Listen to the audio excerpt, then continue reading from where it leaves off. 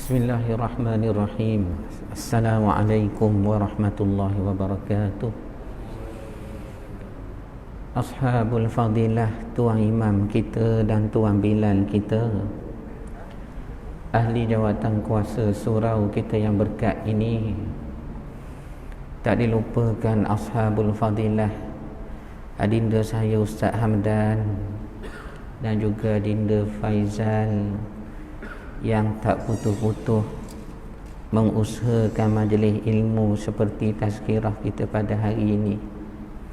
Ibu bapa muslimin muslimat yang sedang menonton di rumah secara live daripada surau Al-Farabi Putrajaya ini. Pertamanya syukur kehadrat Allah, panjang lagi umur kita rupanya, dari Jumaat ke Jumaat, minggu ke minggu.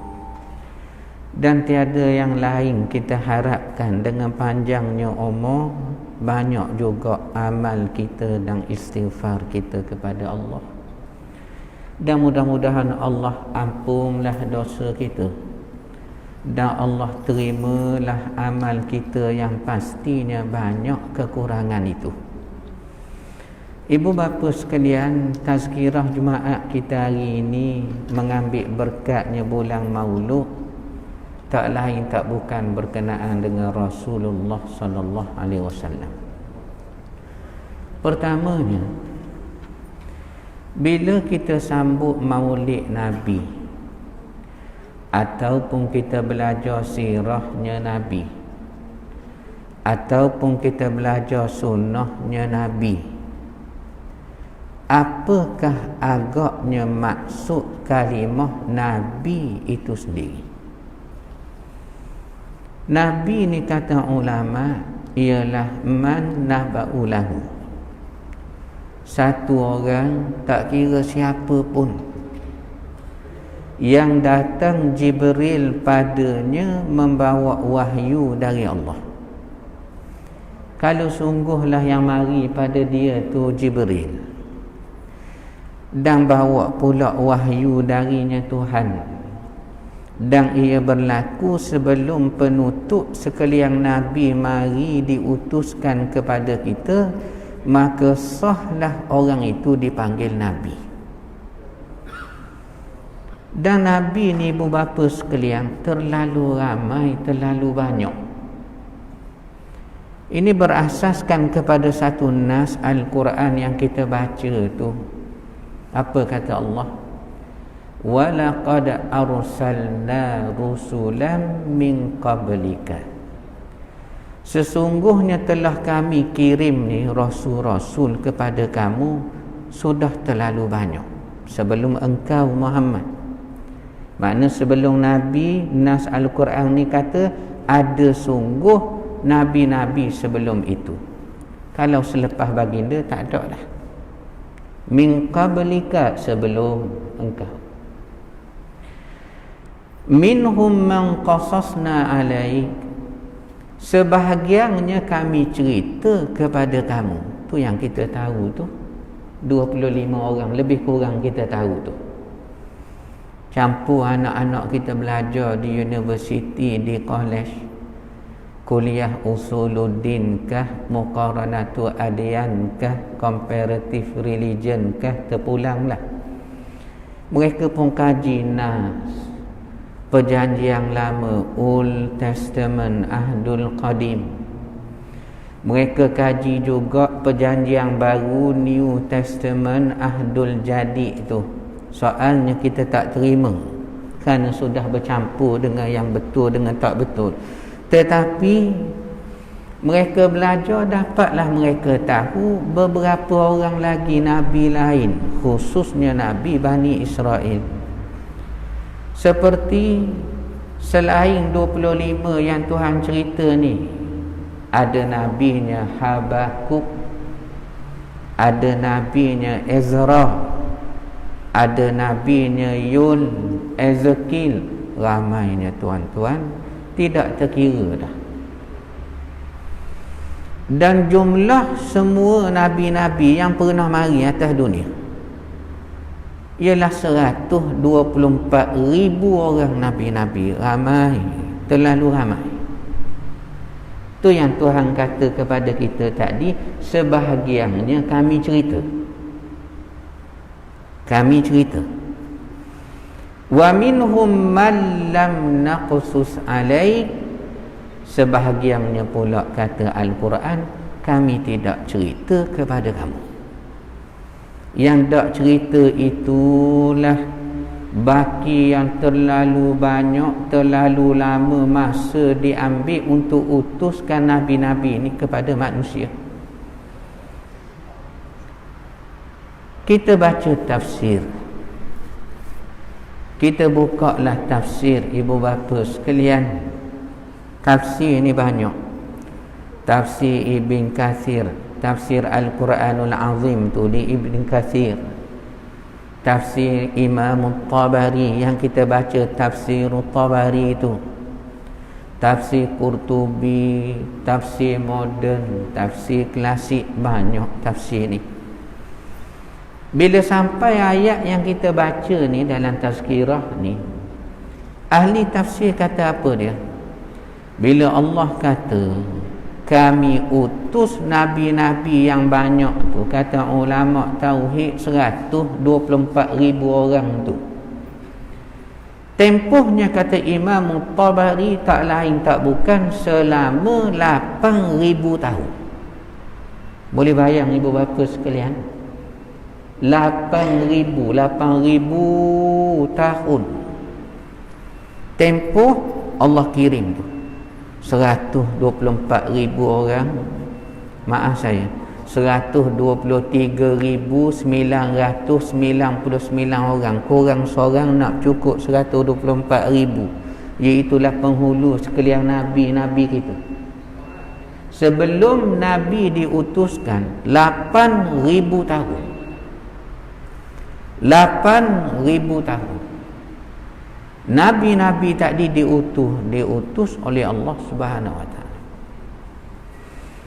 Dan 4,000 tahun dari 8,000 tahun tu separuh adalah Nabi-Nabi Bani Israel sahaja. Ramai Nabi Bani Israel ni, daripada 12 suku bangsa Bani Israel tu, Rubin, Syamun, Lawi, Yehuda, nenek moyang Yahudi hari ni.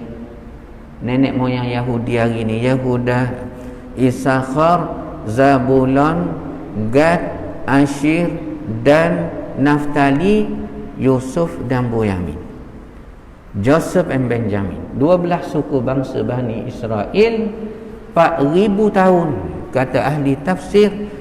Mari Nabi dalam tempoh itu hanya di kalangan Bani Israel saja. Di kalangan Bani Israel saja. Dan penghulunya hanilah Nabi kita sallallahu alaihi wasallam. Saya forum minggu yang sudah di Masjid Jami' Kampung Baru. Forum Maulidur Rasul sallallahu alaihi wasallam dengan tuan guru saya, Profesor Madya Dr. Khairul Anwar Muhammad Al-Bakri, adiknya mantan Menteri Agama. Ni guru saya di Ma'had dulu tuan. Jadi kita bila dengar nak forum dengan tuan guru ni ketakutan sejak semalam. Memang begitu dah dengan tuan guru dah. Ada satu jemaah di Masjid Jami' Kampung Baru, bertuah sungguh, barangkali beliau pun tengok ni. Apa soalan dia tanya? Ni kita kata jemaah ni dia dengar ceramah, dia analyse, dia mikir panjang yang dia dengar tu. Sebab tu kalau ada jemaah dalam surau dalam masjid nampak pejam mata tu, bukan tidur tu sebenarnya, dia analyse, dia mikir panjang, gamaknya lah. Apa jadi? Ditanya jemaah kepada saya. Dia kata, Ustaz, Nabi Yusuf dengan Nabi Muhammad ni mana comel? Betul juga soalannya itu, memanglah betul. Kerana kita belajar tafsir, belajar tadabbur di surau ini kah, di masjid mana-mana kah, Bila sampai ayat Quran tu, surah Yusuf tu, juzuk 12 dan 13 tu, Al-Quran cerita Zulaikha ni diajak orang makan. Sebab apa? Sebab orang dah cakap tak baik, tak molek kepada dia. Tergamuk Zulaikha. Anak angkatnya pun dia berkenan. Anak angkatnya pun dia berkenan.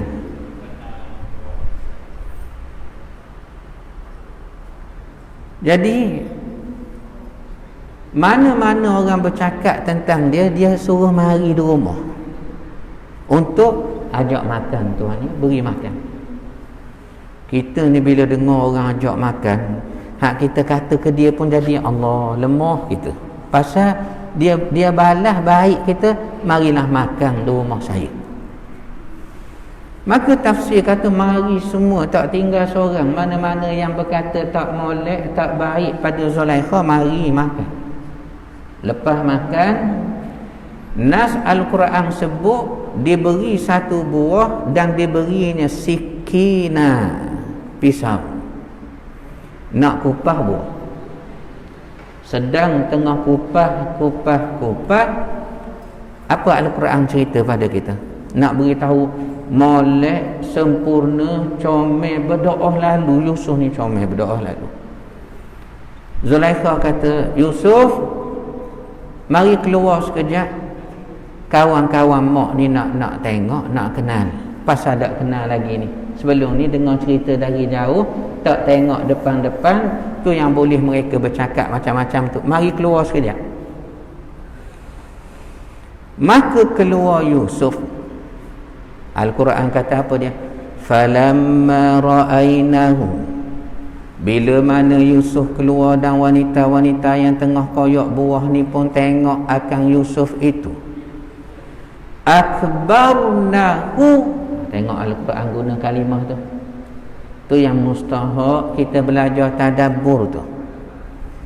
Akbarnahu. Nak terjemah guana dan nak terjemah ginilah, terlalu molek, comel, berdoa lalu, tak ada kurang sikit abuk pun. Terjemah teranung tu mudah begitu, barulah mudah jemaah faham. Terlalu molek sangat. Akbar, tengok Allah guna kalimah akbar. Kita semayang takbiratul ihram, rukun 13 tu tak sah semayang kita kalau tak cukup rukun. Antaranya takbiratul ihram, Allahu akbar. Kita takbir raya puasa kah, raya haji kah, takbir mursal kah, muqayyad kah, terpulanglah Allahu akbar, Allahu akbar, Allahu akbar tu. Allah guna nak gambarkan Yusuf ni molek, berdoa lalu, sehingga Quran kata apa dia? Falamma ra'ainahu, bila wanita-wanita itu tengok akan Yusuf, macam mana rupanya? Akbarnahu. Baru masing-masing boleh rasa dalam hati. Ni mustahak tadabbur. Allah molek sangat, akbarnahu. Buktinya molek, elok, sempurna.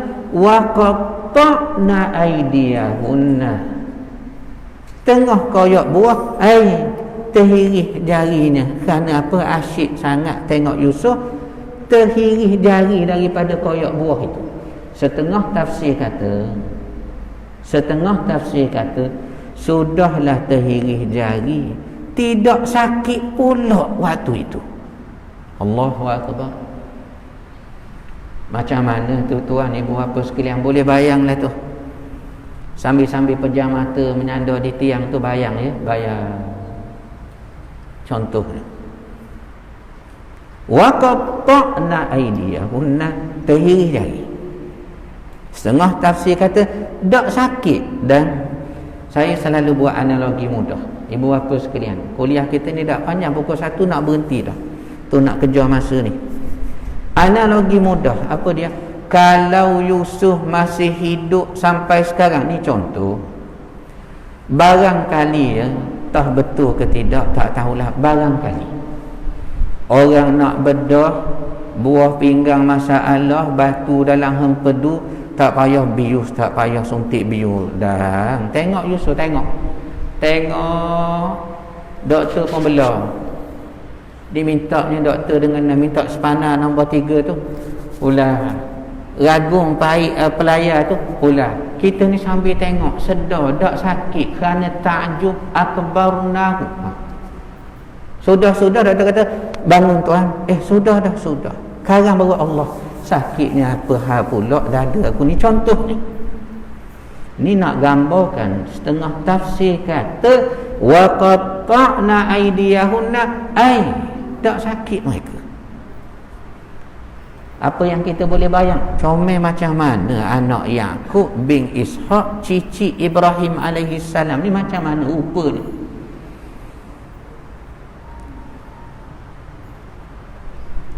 Wa qulna hasya lillahi ma hadza basyara. Sambung ayat tu. Sudahlah terhirih tangan tak sakit, sambil mereka kagum, mereka terlucut dari mulutnya kata-kata dalam takjub, dalam kagum. Dia kata apa dia?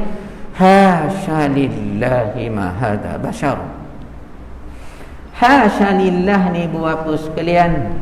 Ni kalau ada orang Arab di sini, ada bangkali mari tupang semayang, contohnya setengah surah masjid, tanya Arab apa maksud hasya lillah. Hasya lillah ni kalau nak terjemah maaf sebut je, payah nak terjemah, payah. Kerana Arab apabila dia kagum, dia takjub, dia terkejut, jenis refleksi mari sendiri kerana tak ada nak berfikir, itu kagum, dia panggil hasya lillah. Hasya lillah. Jadi nak terjemah gua, ada orang tengah terkejut, tak boleh nak sebab dia zau, dia mari zau, kita nak terjemah zau, tak boleh nak terjemah. Cuma jemaah kita ni, bila kita kata tak boleh terjemah, yang itulah dia suruh terjemah.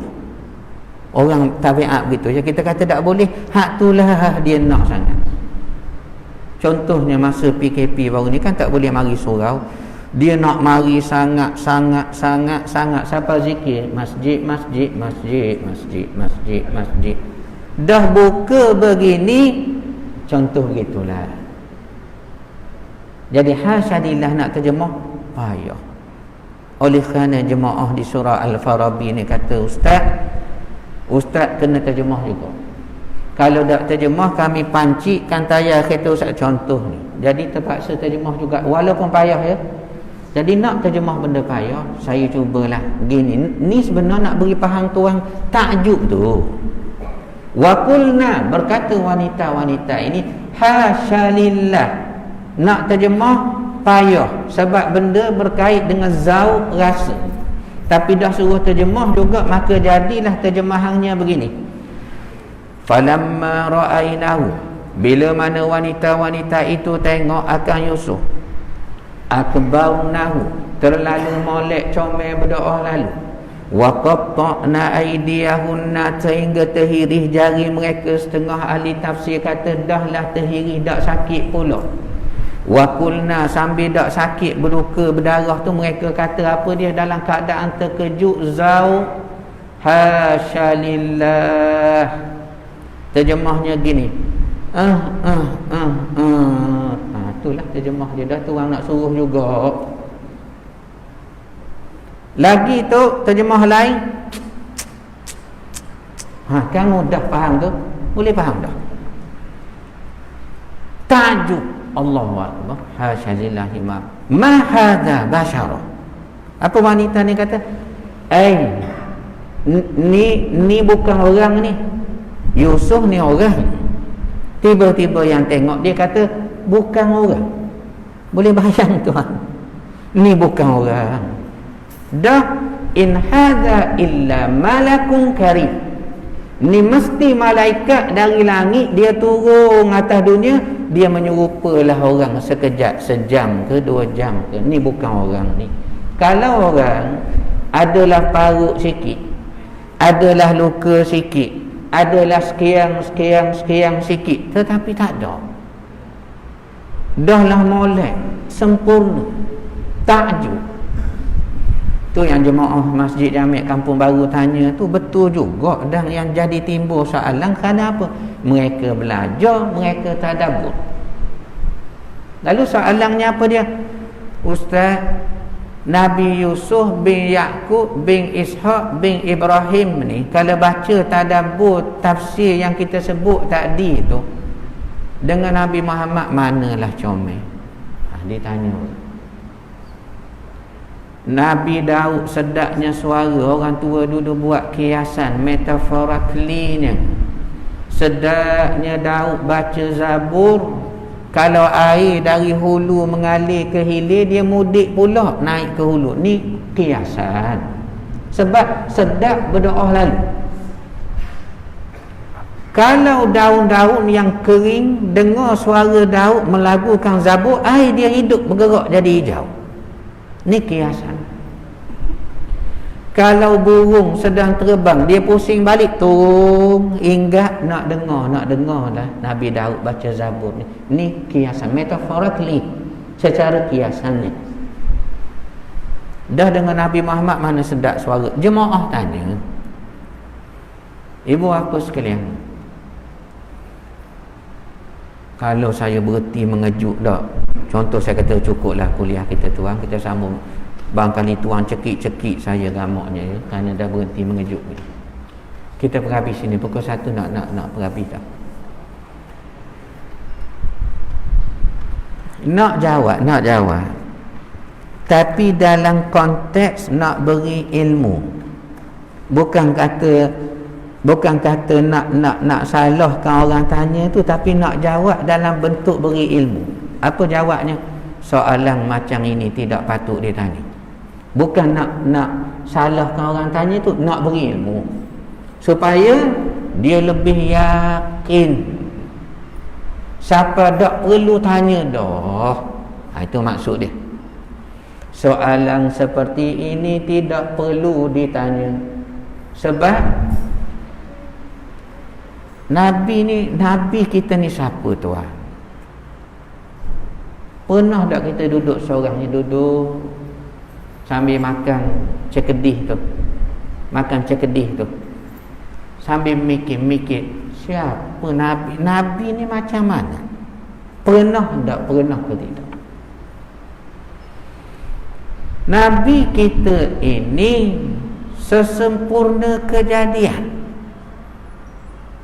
Tuang sebut hak mana, molek mana sekian, kita tengok dah, Allah comelnya pelakon itu, pemain bola ini, pereka fashion itu, contohlah. Kita tengok tu rasa Allah ghalibnya. Nabi ni tuan, tak ada nak kata lah. Tak ada nak kata. Sehingga ada ulama buat kiasan. Benda dalam syurga awak dapat tengok atas dunia. Nampak tak kiasan dia? Ni kiasan. Nak tahu molek tak molek, ginilah. Syurga ni tak boleh banding. Banding pun salah dah. Macam awak tanya tadi pun tidak patut ditanya. Tetapi ada ulama nak gambarkan benda dari syurga awak boleh tengok atas dunia. Tu dah tuan. Sesempurna kejadian, khairul anam. Sehingga syair Arab kata, tidak akan ada lagi manusia seperti ini, dan tidak akan ada ibu akan melahirkan manusia seperti ini. Tak ada dah. Baginda wafat umur berapa? 63 tahun. Ada khilaf di situ, tak boleh cerita panjang. Pakar pandangan masyhur, jumhur di kalangan ahlus siyar, mudah awal scholars dalam bidang sirah. 63 tahun, ya. Makna umur dah banyak. Sudahlah meninggal umur, sudah hujung 63 tahun. Meninggal pula, wafat pula Nabi dalam keadaan sakit berat yang berganda. Antaranya 2 sakit besar pada Nabi. Pertama, sakitnya sakit yang siapa pesang ke diri. Panah tu berapa paling tinggi manusia biasa boleh tanggung panah? Contoh kita kata 70 lah. Ni teruk sangat ni je. Contoh, Nabi sekali ganda lagi 140. Lebih kurang gitu. Sehingga pengsang beberapa kali dipapah, dimandi baginda dalam besen yang besar tu. Dalam tempoh 12 hari sakit tu. Bermula penghujung bulan Safar. Setelah balik menguruskan jenazah, kaum Ansar ditanam di Jannatul Baqi' yang kita ziarah semua lepas asar, lepas subuh tu. Baqi'. Kedua sakit Nabi sebab apa? Racun. Nabi kita diracun, tuan-tuan. Dalam peperangan Khaybar, wanita Yahudi nama Zainab, nama macam anak Nabi, ajak mari ke kemah, saya nak jamu awak ni. Kata wanita Yahudi, Nabi pergi. Tu yang terbentuk hukum fiqh tu. Kalau bukan Islam ajak mari di rumah, tu terbentuk hukum fiqh tu. Jadi Nabi pergi. Wanita ni tahu Nabi kita ni suka kambing, tuan. Suka. Banyak hadis menyebut tentang hal perihalnya kambing. Nabi suka dan apa Nabi buat. Hatta Nabi beri hadiah pun kambing. Seperti sirah meriwayatkan Nabi SAW ada 7 orang anak, 3 lelaki 4 perempuan itu. Semua anak lelaki Nabi wafat ketika kecil. Nabi uruskan semua sekali. Semua anak perempuan Nabi wafat ketika Nabi masih hidup, dan Nabi uruskan semua sekali puteri-puteri baginda, kecuali Fatimah seorang saja yang meninggal setelah 6 bulan Nabi wafat. Hak lain Zainab, adiknya Ruqayyah, adiknya lagi Ummu Kalsum. Nabi belaka ketika Nabi masih hidup. Mana ada satu orang atas dunia. Semua anak meninggal ketika masih hidup, diuruskan. Allahu Akbar. Buat apa sekalian. Jadi Zainab ni, riwayat kata setiap kali Nabi dapat anak, Nabi akan beri hadiah kepada siapa? Bidan tu yang sambut anak kita tu. Ni sunnah boleh buat tu, ni boleh buat tu. Kita nak dapat anak kecil, siapa sambut? Oh, Dr. Fatimah Mustafa tu, pakar An-Nur Bangi tu contohnya. Oh, Dr. sekian-sekian ni Kamsiah muda tu di dekat apa tu, tuan tahulah. Ambil kambing. Ni Nabi buat ni. Kat mana? Peha kambing. Peha kambing kita masak siap-siap. Kerana akikah sunatnya masak. Udhiyah korban sunnahnya beri yang mentah. Kerana fakir miskin nak jual boleh masak. Nabi beri peha kambing kepada bidan yang menyambut anak dan termasuk cucu baginda. Ni sunnah, nak buat-buatlah. Peha kambing. Nabi suka kambing betul. Hadis sebut bahagiannya peha. Maka Zainab wanita Yahudi tadi, kambing seekor, dia comor racun, comor. Bahagian peha lagi banyak dia letaknya racun. Itu Nabi kunyah dalam peperangan Khaybar. Maka dalam sahih menyebut apa dia, Nabi kata, seakan nak putus horak tengkok aku ni kesan racun yang aku kunyah pada daging kambing dalam peperangan Khaybar. Nabi wafat umur 63, sudah lanjut usia. Sakit demam yang berganda sehingga pensang ke diri, dipapah, dimandi dalam pesen besar. Campur sakit diracun pula dengan banyak pada pehanya kambing. Nak tahu Nabi ni segak tak segak? Jauh dengan Nabi Yusuf. Dalam hujung usia dengan sakit berat berganda-ganda, 2 sakit besar itu pun pada 12 Rabiul Awal riwayat kata Nabi selok sikit tabir yang memisahkan Raudah dengan bilik Aisyah. Tu asalnya Masjid Nabawi Raudah. Sebelahnya rumah Nabi. Kemudian dibesar. Nabi selok. Bila Nabi selok, sahabat tengok menangis. Ni ulama kata, sesiapa yang melihat Rasulullah sallallahu alaihi wasallam dia akan menangis. Kenapa menangis tuan? Kenapa? Tengok Nabi akan jadi menangis. Kita kenapa? Kerana pancaran ketenangan batin Rasulullah SAW. Pancaran dari tenangnya batin Nabi tu membawa kita hak serabut banyak mikir ni jadi menangis. Allahu Akbar. Kita dan kalau satu benda kita takjub, kita tengok sunset, boleh bawa menangis juga. Allah, tabi'i manusia begitu. Dia tengok sunrise pagi besok pun Allah menangis. Ini yang kata Imam Syafi'i ketika ditanya muridnya Imam Muzani, kenapa orang sakit ni pucat kuning muka? Imam Syafi'i ni ialah dia tengok alam, dia nampak Tuhan. Ni orang Allah dekat dengan Tuhan. Mata memandang alam, sedang hati nampak Tuhan.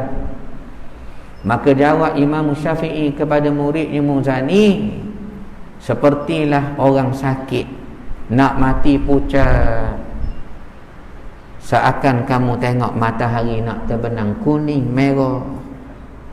Tetapi orang beriman dia seperti matahari yang sama terbit pagi esok, cahayanya memancar gemilang. Itulah orang beriman dibangkitkan nanti keadaan begitu. Sebenarnya jawapan tadi tergantung tu, kerana apa habis dah masa. Dan memang saya nak habis dengan tergantung gitu saja. Supaya semua jemaah tak puas hati. Akan datang kita mari sambung lagi kuliah kita tadi. Dah masuk waktu dah kita tuan ya. Aku lu qauli hadza wa astaghfirullahalazim. Li wa lakum.